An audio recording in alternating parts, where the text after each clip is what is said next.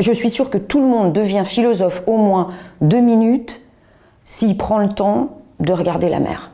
En fait, c'est pas un paysage, c'est la fin de tout paysage. C'est une surface, alors qui peut être agitée, mais ça reste en surface, on voit pas le fond. Et l'horizon, en fait, c'est un infini horizontal. Le fait que ce soit si difficile de se dire « mais qu'est-ce qui se passe? C'est quoi la mer au juste ?» Ça nous fait penser, ça nous fait changer d'état. Nager, ça me fait changer d'état. Mon corps ne pèse plus, je flotte, je suis à l'horizontale et pas du tout à la verticale, je n'arpente plus du terrain.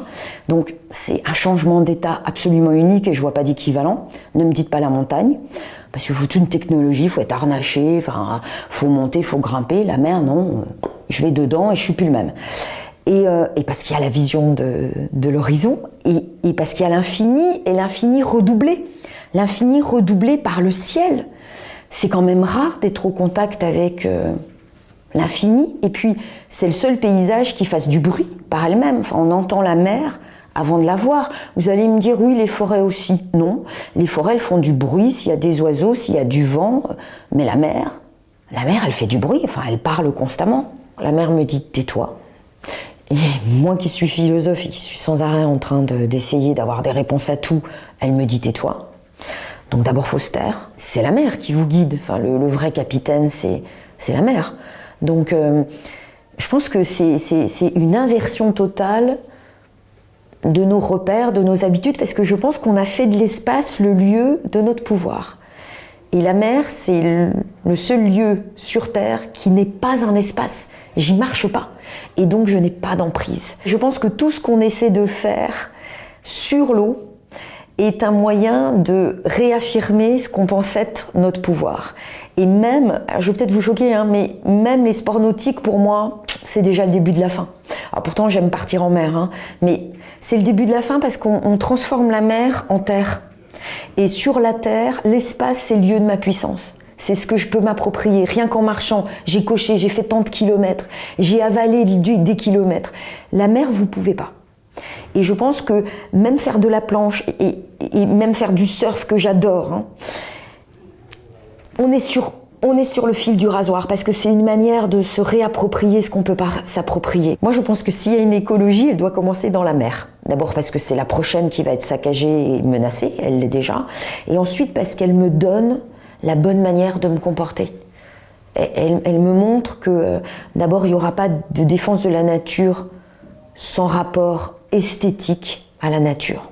D'abord, il faut se dire c'est beau. Et quand on dit c'est beau, il y a quelque chose d'éthique, de morale, d'existentiel et d'écologique qui se passe. Donc pour moi, l'écologie, elle devra être esthétique ou elle ne sera pas. Et ensuite, parce que la mer nous donne le comportement que nous devons avoir, qui passe par une humilité, qui passe par ne rien faire. Est-ce qu'il n'y a pas une analogie à faire entre la mer, qui est en bas, et l'espace, qui est en haut? Et je pense que l'espace et la mer, l'analogie est bonne, elle est pertinente. Déjà parce qu'il y a ce même infini. La mer ne finit jamais, on voit l'horizon, mais c'est pas l'horizon en réalité, parce qu'il ne cesse de nous échapper. De la même façon que l'espace, on le sait, il est infini. L'espace sur Terre sont des intervalles. C'est des kilomètres, ou des mètres, ou de la hauteur, mais ce sont toujours des tronçons, des segments, des espaces.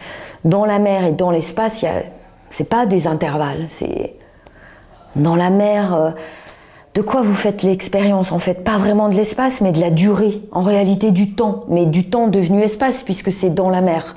C'est très troublant, c'est le temps qui est devenu de l'espace. Vous voyez, c'est combien de temps j'ai passé en mer, donc c'est pas du tout le même rapport, et dans l'espace, je pense, je l'ai jamais fait, mais je pense qu'on a la même sensation que ce qui reste plus palpable, en réalité, c'est pas l'espace parce qu'il nous échappe de toutes parts, et puis on peut pas le posséder, on peut pas le tenir, c'est le temps. En mer, je pense que si on prend le temps et si on fait cet effort douloureux de ne rien faire, on va à un moment donné, même très vite, se demander c'est quoi mon année là que je viens de passer, puisqu'on va être en vacances face à la mer. C'est quoi l'année que je viens de passer?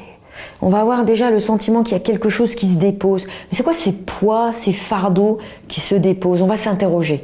Donc on va s'interroger sur le sens de nous-mêmes, de la vie et de l'existence. Si on ne fait rien, au bout de 2, 3 minutes, 5 minutes, c'est très difficile. Hein.